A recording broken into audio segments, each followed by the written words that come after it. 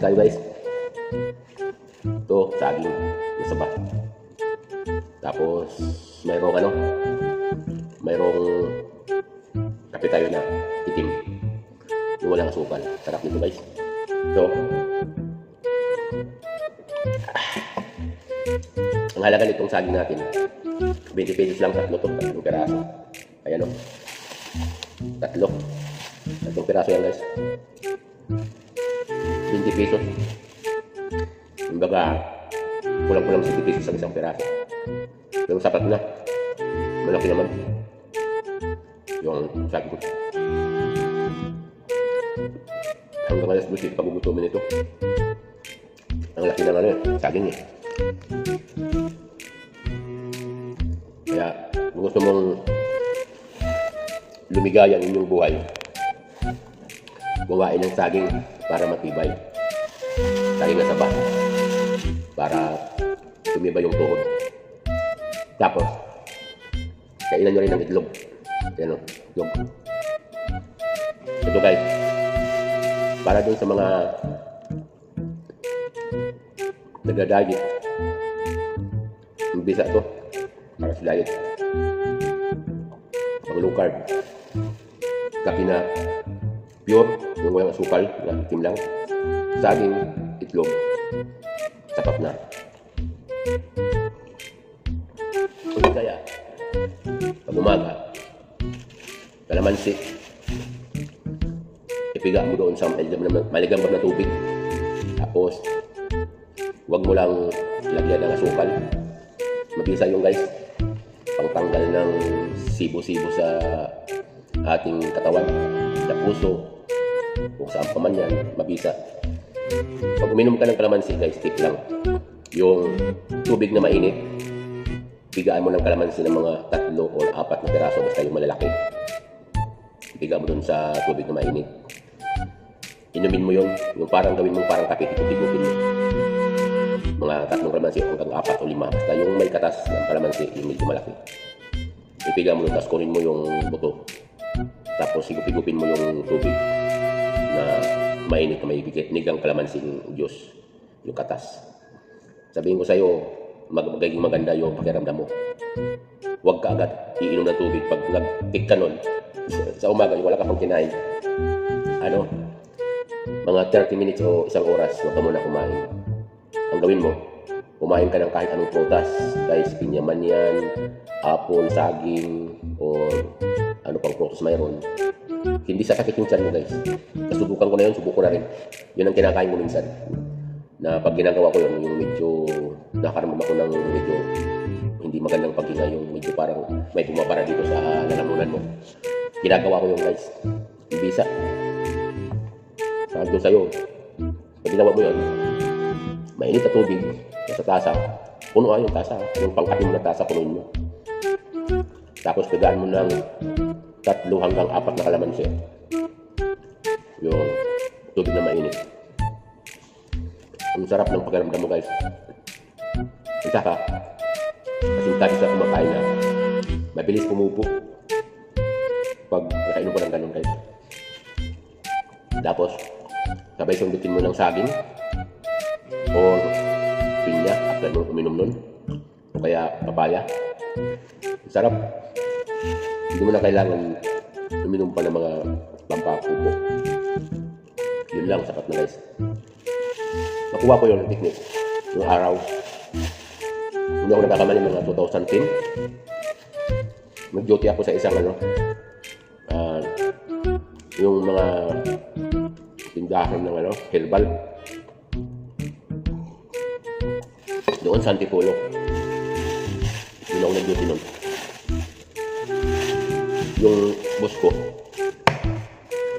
yan ang ginagawa niya. Yung guys, itlog ko. Yun ang ginagawa niya pag umaga. Kaya nakikita ko yung katulong. Bumibili ng kalamansi. Pag bumili ng kalamansi, madami. Tapos sabi ko, tinanong ko yung katulong, ate, saan mo yung ginagamit kalamansi? Ba't ang dami? Yung sabi niya, kay boss to. Ano ginagawa mo boss? Ano to? 3 times a day siya umiinom nito. After, before mag-lunch, At saka before din mag-almusal. Saka sa gabi bago matulog. Sabi ko talaga, anong benepisyo daw? Yun nga, mabilis magpupo at saka tanggal pa sa yung mga cholesterol mo. Yun daw ang purpose nun. Kasi yung boss ko dati, isang chiroprathic doktor. Yung yung parang vegetarian doktor. Hanggang ngayon, meron pa rin. Doon pa rin sila. Vegetarian siya na doktor. Minsan, umi-air siya dati nung open pa yung ating isang network, yung ABS-CBN. Umi-air yan sa umaga, pag Sabado at saka Linggo. Yung sa Salamat Dok. Doon mo siya makikita dati. Hindi ko nang papanggitin kung sino siya, guys. Nagabulakan siya. Basta sa Salamat Dok, nung mayroon pang ABS-CBN. Doon yan.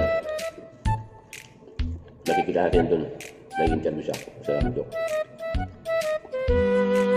Kaya, doon ko sa kanya nalaman yung benepisyo ng pag-inom ng calamansi juice. Hot calamansi juice. Hot calamansi juice. Sa kanya ko nalaman na mag-isa pala yung guys. Yung hot calamansi juice. Para sa inyong kaalaman lang guys ha. Yan naman may kanya-kanya tayong paraan, di ba? Pero sa akin, subok na yan guys. Pag napanood mo yung video na to at ginawa mo na hindi tama yung aking sinasabi, mag-unsubscribe ka sa channel ko. Pero sasabihin ko sa'yo, pag ginawa mo yun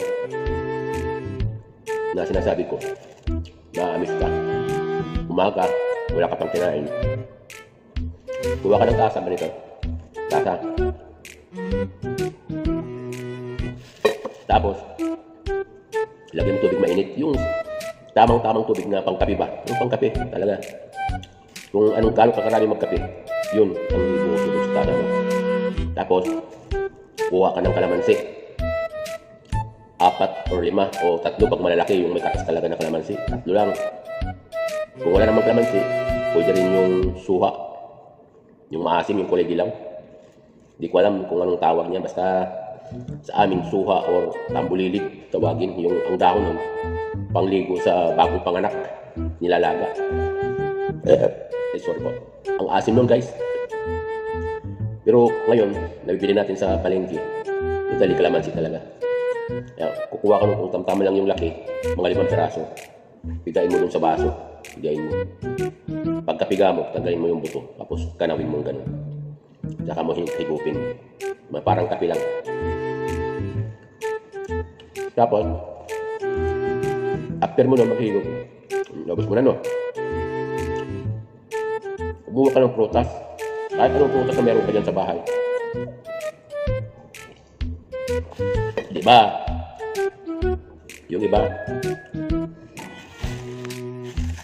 Yung iba, pag kumakain ng prutas sa umaga na wala pang kinain, sumasakit yung tiyan, diba? Ito hindi guys. Pag kumain ka ng prutas, after mong uminom ng hot calamansi juice, wala kang mararamdaman. Guys, wala kang mararamdaman. Napakaswabe lang. After nun, mga 1 hour or 2 hours, makakaramdam ka na ng gusto mong kumupo. Yun, ang epekto. Pero, yung kumain ka ng prutas na sa umaga na wala ka pang kinain, tapos ihirapin siya mo, hindi. Walang ganun. Kaya, mas maigi guys, subukan nyo. Malaman nyo na masarap pala yung ganun.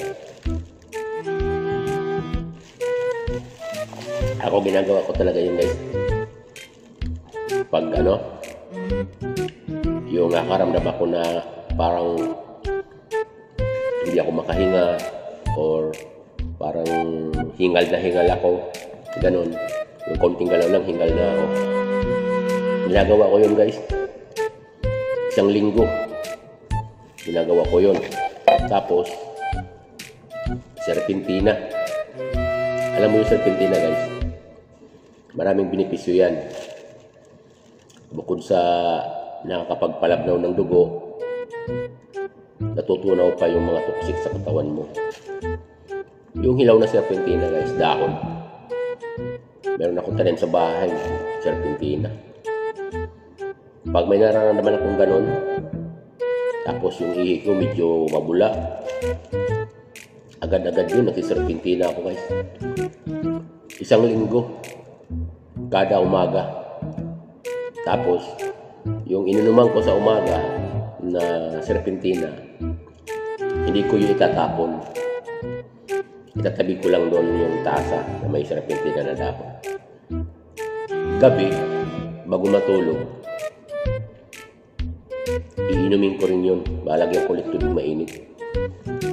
Yun nga lang guys, pag hindi ka sanay uminom ng serpentina, huwag mo nang subukan. Ika nga ni Duterte, masisira ang buhay mo. Bakit? Sobrang pait. Konti nga lang eh. Pait na eh. Kaya kung isang tasa pa kaya iinumin mo. Ako ang ginagawa ko sa isang tasa. Iniinom ko yun ng biglaan. Yung baga pag yung katamtaman na init na lang, pag ganon, talagang maramihan parang minumumog ko yung yung tubig na may serpentina. Tapos diretso lunok.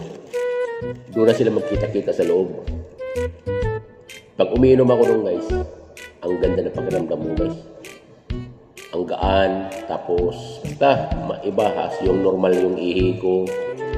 Maganda pag umiinom tayo sa serpentina. Kaya saging na saba, itlog, nilaga, saging na saba na manibalang na nilaga, at saka kalamansi at juice, yan, saka serpentina, mabisang panggamot sa ating mga karamdaman, lalo na pero kakaedad na tayo guys. Mga high blood natin nagtitrigger na, yung rayuma natin, yung uric natin, yung acid natin, high blood, andyan na lahat. Subukan nyo na guys yung ating tips sa inyo. Sa edad kong ito guys, 20 years old pa lang naman, di ba? Subukan nyo guys. Ako, pag may nararamdaman talaga akong ganun ang ginagawa ko. Kaya subukan nyo guys. Walang mawawala kung subukan nyo. Hanggang dito lang guys yung ating video. Maraming salamat.